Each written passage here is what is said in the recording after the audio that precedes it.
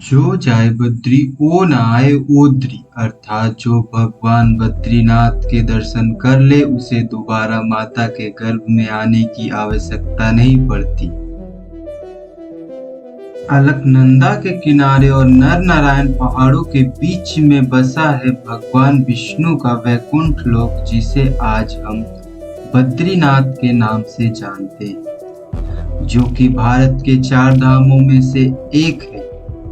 बद्रीनाथ में आज भी भगवान विष्णु बद्रीनारायण के रूप में तप कर रहे हैं। जिस तरह त्रेता युग में रामेश्वर, द्वापर युग में द्वारका और कलयुग का धाम जगन्नाथपुरी को माना जाता है, उसी तरह सतयुग का धाम बद्रीनारायण को माना जाता है। कहते हैं यहाँ जो भी आता है उसकी हर मनोकामना पूरी हो जाती है। बद्रीनारायण मंदिर को आदि गुरु शंकराचार्य ने 8वीं शताब्दी में स्थापित किया था। यह मंदिर कस्तूरी शैली में बना हुआ है। कहते हैं रामेश्वरम में भगवान विष्णु स्नान के लिए आते हैं और द्वारका में श्रृंगार के लिए आते हैं, जगन्नाथपुरी में भोजन के लिए। ठीक उसी तरह बद्रीनाथ में भगवान तप के लिए आते हैं। भगवान की इस तप भूमि को मोक्ष धाम भी माना जाता है। खासकर पितृपक्ष के दौरान अलकनंदा के किनारे पितरों को पिंड दान किया जाता है। राधे राधे दोस्तों, मैं एसआर साहू आप सभी का स्वागत करता हूं हमारे यूट्यूब चैनल ऐसे ब्लॉग में। बद्रीनाथ, जिसे 8वां वैकुंठ भी कहा जाता है, उत्तराखंड के चमोली जिले में अलकनंदा नदी के किनारे स्थित है। आइए अब हम जानते हैं मंदिर के बारे में प्राचीन इतिहास। दोस्तों, हमारे धर्म शास्त्रों में मिलने वाली पौराणिक कथाओं के अनुसार नीलकंठ पर्वत के पास भगवान विष्णु ने बाल रूप में अवतार लिया। कहा जाता है कि बद्रीनाथ पहले भगवान शिव व पार्वती का निवास स्थान होता था, जिसे एक युक्ति के जरिए श्री हरि ने भोलेनाथ और माता पार्वती से मांग लिया।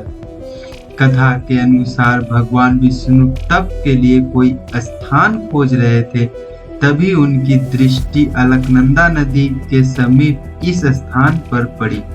भगवान विष्णु जानते थे बद्रीनाथ भोलेनाथ और माता पार्वती का निवास स्थान है। ऐसे में उन्होंने एक युक्ति सोची। जब भगवान शिव और माता पार्वती भ्रमण के लिए बाहर आए तो उन्होंने अपने द्वार पर एक बच्चे को रोता हुआ पाया। माता ने बच्चे से पूछा क्या चाहिए, तो बच्चे ने उनसे उसी जगह को मांग लिया। दरअसल वो बच्चा कोई और नहीं, स्वयं भगवान विष्णु थे। इस तरह भगवान ने इस स्थान को अपना तप स्थान बना लिया। आइए अब हम जानते हैं कैसे पड़ा मंदिर का नाम बद्रीनाथ। यह कथा तब की है जब भगवान विष्णु यहाँ पे तप कर रहे थे। तप के दौरान बहुत ही बर्फ गिरने लगा। भगवान बर्फ से ढकने लगे।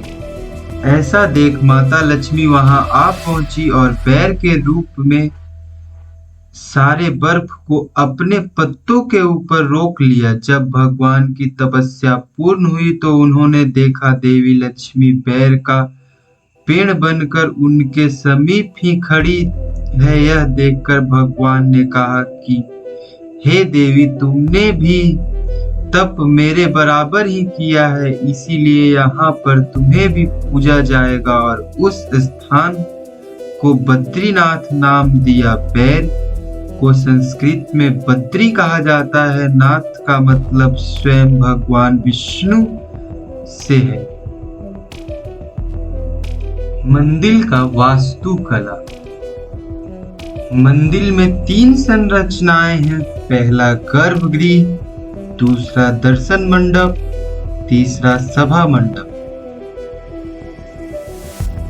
वहीं बद्रीनाथ का मुख्य द्वार पत्थरों से बना है। इसमें धनुषाकार खिड़कियां हैं। चौड़ी सीढ़ियों के मदद से आप मुख्य प्रवेश द्वार तक पहुंच सकते हैं, जिसे सिंह द्वार कहा जाता है। इस द्वार के शीर्ष पर 3 स्वर्ण कलश है और छत के मध्य में एक विशाल घंटी लटकी हुई है। अंदर प्रवेश करते ही मंडप दिखता है। एक बड़ा स्तंभों से भरा कमरा है जो गर्भगृह या मुख्य मंदिर की ओर जाता है। इस कमरे की दीवारों और स्तंभों को जटिल नक्काशी से सजाया गया है। गर्भगृह की छत शंकुधारी आकार का है। इसके अलावा गर्भगृह में भगवान बद्रीनारायण की 1 मीटर लंबी शालिग्राम से निर्मित काले रंग की मूर्ति है।